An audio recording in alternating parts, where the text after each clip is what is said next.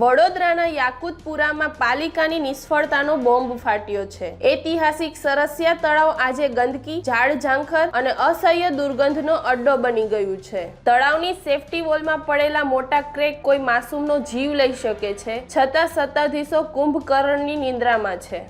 हमारी यही मांग है कि यहाँ सब साफ सफाई और कामगिरी हो और ये तालाब का जैसा आपने सूरसागर तालाब तैयार किया है, हर जगह पे कंप्लीट तैयार किया, यही एरिया ऐसा है जो यहाँ पर पास होने के बाद भी ये यहाँ पे काम नहीं हो रहा है। તંત્રની આ ઉદાસીનતા સામે આજે યુથ કોંગ્રેસે રણશીંગું ફૂક્યું છે। મેયર, ચેરમેન અને કાઉન્સિલરોના ફોટા પર કાળી શાઈ લગાવીને જનતાનો આક્રોશ વ્યક્ત કરવામાં આવ્યો। ઊંઘમાંથી જાગો ના પ્લેકાર્ડ સાથે પાલિકાને ચીમકી અપાઈ છે કે જો તાત્કાલિક સફાઈ અને મરામત નહીં થાય તો આગામી દિવસોમાં વડોદરાના રસ્તાઓ પર ઉગ્ર આંદોલન છેડાશે। શું હવે પાલિકા જાગશે કે કોઈ મોટી દુર્ઘટનાની રાહ જોશે?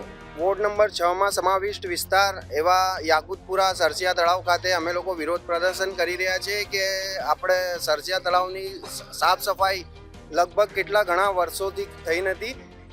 સ્ટેન્ડિંગ ચેરમેન જ્યારે વોર્ડ નંબર 6 માંથી આવતા હોય, વડોદરા શહેર વાડી વિધાનસભાના માંથી મેયર આવતા હોય કે જે શહેરવાડી વિધાનસભામાંથી જ આ સરસિયા તળાવ છે અને આ લોકોને વારંવાર રજૂઆત કરવા છતાં પણ અત્યાર સુધી સફાઈ કરવામાં આવતી નથી।